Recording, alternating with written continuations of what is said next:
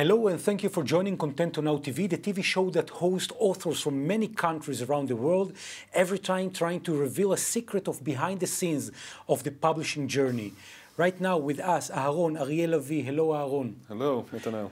And when you're launching the international new book that is called About Economy and Substance, Judaism, Society and Economics, first of all, let's talk a bit about yourself. If you could share with us the most profound, the most emotional moment that you can reveal from your personal life, what moment would it be? Well, I grew up in a secular family in the north in Israel, and had some pen pals from America over email back in the mid-90s. And one day I get an email from them, a non-Jewish friend. He tells me, you know, I'm very envious of you. So I asked him, why are you so envious of me? So he tells me, because you can read Hebrew.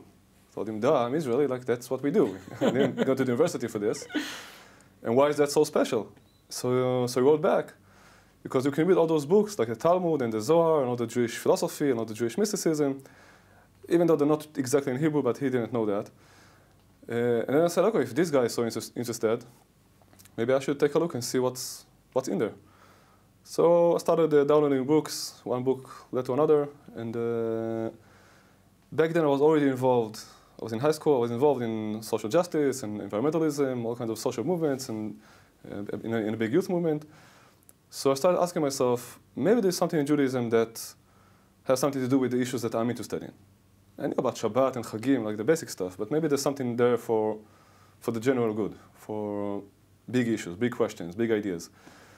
And to cut a long story short, what I found out, and the summary is in the book, or the expansion actually is in the book, that not only Judaism has a lot to say about those issues, it's also very innovative and more coherent than any other system that I found. Meaning that if you take any isms, of the isms, you know, it can be Marxism or liberalism, one of those isms, one of the big theories. Big theories. They can tell you a lot about macroeconomic questions and national policy and all that. You can argue, but in order to argue with them, you have to have some intellectual background. Exactly. There are strong arguments. But they don't have anything strong to tell you about your family, your inner life, your community. And on the other hand, if you take Buddhism or all different kinds of psychological philosophies, they can tell you a lot about your inner self, but not much about the fiscal cliff or the inflation rate. And in Judaism, you can actually use the same models and the same concepts to address all levels of life, from your inner self to your family, to your community, to your nation, and to international relationships. Because the ground root of all these theories in the international new book that you've launched is what? That Judaism, economics, they go throughout the same spiritual bridge? At the root, it's all the same questions. Okay. It's the question of human freedom, of the ability of human beings to make choices and be responsible for their choices, of the ability of human beings to communicate.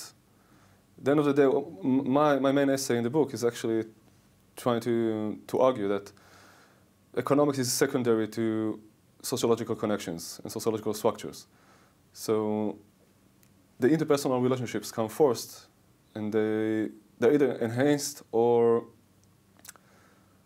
harmed by economic processes, but they come first. Can you share, when you are giving lectures around the world in the Jewish communities, but also elsewhere in the UK, US, an example, a practical example, when the theory about economy and substance drills down to our practical daily life?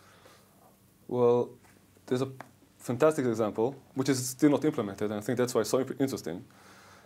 Because many examples like, you know, charity and philanthropy and being responsible for the weaker people in society, all of this comes from Judaism, but it's been implemented all over the world already. Okay. Also the day of rest, you know, that's our idea. Now they have 2 days. We have only one and they have 2. So that's. But there's one big idea that still hasn't been implemented, and that's the idea of Shemitah, or Shemitah in English. Which is the idea, historically it's the idea that once every 7 years in an agricultural society, you take 1 year off. No harvesting, no sowing, no planting, nothing. So how people can live their life in this 7th year? So they had a whole mechanism of preserving in the 6th year and also dropping all the loans So if people run into some problems, so at the end of the 7th year, actually all the loans are erased.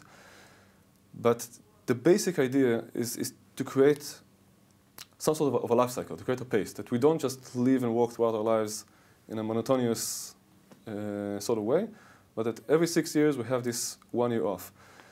And the idea has been implemented slightly in the academy and with teachers. You know, they have the Shnat Shabbaton, they have the sabbatical year. Yep. But think what could happen if we implement it worldwide. And just to give you an example, how I can address major issues that we have right now in the economy. For instance, yes. You know, we have a big challenge with the population getting older. People are living longer, which is a good thing, but they also need to be supported over a longer period of time. Yes. So we need to somehow find a way to extend the age of retirement. And if you implement the mechanism of Shemitah, you can actually give people their pensions or their retirement split it over periods of 7 years, and then they can retire maybe at the age of 68 or 70 and have less years to be supported later. Plus, since the economy is becoming much more volatile and flexible, people will have to transition between jobs and careers all the time. If you have this 1 year off, it can give you the time and opportunity to actually let go of the old profession, which is by now not relevant anymore, learn something new, and come back to the economic cycle when you're freshened up. And it's like living the life scale of 1 week. On Friday, the 6th year, the 6th day, to create a big dinner or lunch that will help you to be part and not work on Saturday, like you will have the opportunity on your 7th year just to let go of the previous career and to gain and learn towards your new 7th year. Exactly. Actually, in the Talmud, the word Shavua, which we use in Hebrew for a week, actually refers to the Shavua of the 7 years. Wow. Not the 7 days. That's how the Talmud uses this. Now, this might sound completely like a dream, but can I remind you and the viewers that 2,000 years ago there was a famous Roman philosopher, Seneca, when the Romans ruled the world. Yep. He was vegetarian, by the way, but he didn't really like the Jews, and he wrote a lot about the Jews being lazy because every 7th day they have a day of rest and they have all the holidays and they don't work. And you know, look, a few hundred years later, not to mention today, yep, the entire Western world, which is the descendant of the Roman Empire, has 2 days of rest, and they actually embraced this idea, which was completely unheard of and completely crazy back then. So the idea of Shemitah can sound crazy right now, but it might be completely realistic 50, 100 years down the line. You know, it's very interesting what you're saying. If you could approach right now directly to the end reader, to the people that is sitting in the last row in your lecture, overseas, in the UK, in the US, or maybe in China, in the universities, and you could tell him one sentence, what would you like him to take out of this book? What would you recommend? I would recommend to see the bigger picture, to see the interwoven and interconnected network that we have between society, economics, the environment, people. It's all one system. So because we're limited, we need to focus each time on a certain aspect of reality. But I think that this is why, going back to what I started with, this is why the Jewish models and concepts can be so relevant, because they go to the deepest root of human behavior and reality. And then you can apply it to economics or environmentalism or philosophy, or you then need to do the translation to each field, but it's the same concepts and values and principles. And I think that this interconnectedness, that's the main thing I think that I would like someone who reads the book to take from it. That's great. I want to know, Lavi, if there is some secret about you that you never revealed, and you would like to grab this opportunity to share it with the viewers. Well, something about you that people wouldn't know. Well, that's a tough question. It could be maybe something about less practicing Judaism. Okay. Maybe it could be something that can be revealed at this time.